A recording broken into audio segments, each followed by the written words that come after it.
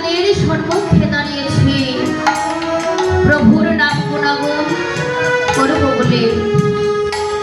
তবে কিছুদিন আগেও আমি মন্দিরের আরেক পালা রামায়ণ করে গিয়েছি হরিবল। তবে কম বেশি অনেকেই চেনে এই কীর্তন জগতের সর্বকনিষ্ঠ কীর্তনিয়া, জ্ঞানহীন ভক্তিহীন মাধুর্যহীন। আমার মাঝে নেই কোনো জ্ঞান, নেই কোনো ভক্তি, তবু আপনাদের সম্মুখে দাঁড়িয়েছে একটু নাম গুণাগুণ করব বলে। তবে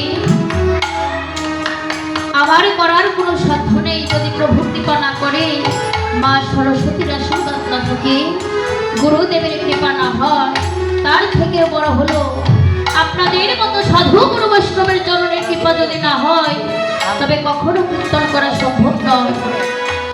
আপনারা আশীর্বাদ করবেন এবং আমার এই ক্ষুদ্র সম্প্রদায়ের পক্ষ থেকে আপনাদের সকলের চিরাতুল চরণে শতকোটি প্রণাম জানাই।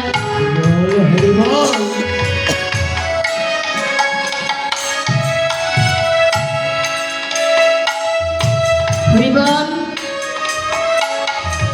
আজকে যে উদ্দেশ্যে এই মন্দিরে রাম নামের আয়োজন করা হয়েছে, ওনার নামটা কি? যিনি মারা গেছেন, হরিবল হরিবল, প্রয়াত পরিমল দাস, যিনি আর আমাদের মাঝে নেই। এই হুলকের মায়া ত্যাগ করে পরলোক গমন করেছে। ওনার এই পরমাত্মা যেন গোবিন্দের চরণ প্রাপ্তি হয়, তারই লক্ষ্যে এই অদ্যরজনীতে রাম নামে আয়োজন করা হয়েছে। কেননা আমরা তো কলিহত জীব মা, এই জগতে, এই জড় জগতে চলার পথে অনেকের সাথে কথাবার্তায় আচার আচরণে অনেক সময় অনেক ভুল ভ্রান্তি করে থাকি। তাই এই পিতাশ্রী যদি জীবনে চলার পথে উপস্থিত ভক্তবৃন্দকে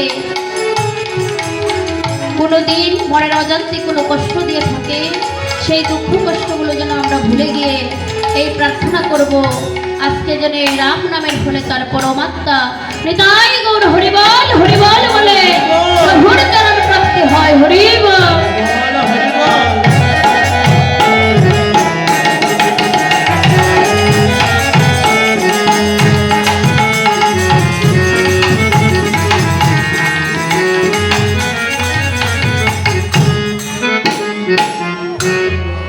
হরিবল। জয় শ্রীরাম। সর্বপ্রথমে আমি